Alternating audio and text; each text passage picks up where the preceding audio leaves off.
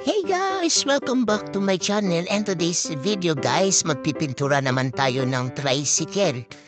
So guys, marami na tayo na paayos po dito sa tricycle kasi meron siyang repair and makeover at ngayon naman po pipinturahan po natin yung mga bakal po ng tricycle na ito para talaga magmukhang bago. So dahil po yan, matagal na po yan, hindi na pipinturahan, kinalawang na po yan. Kaya ang gagawin muna natin guys dyan ay iis-isin muna po natin yan bago natin siya pipinturahan na ng epoxy primer. Let's go!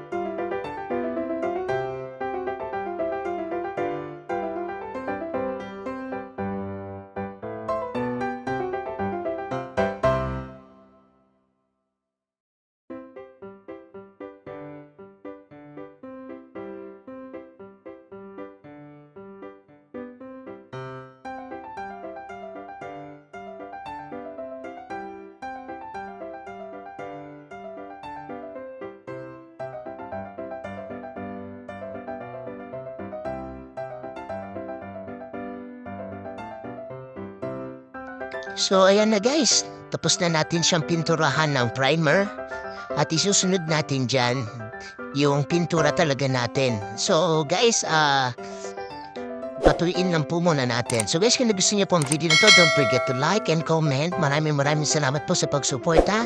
Kung hindi ka pa po nakakapag-subscribe, please subscribe. Maraming salamat po and God bless you all.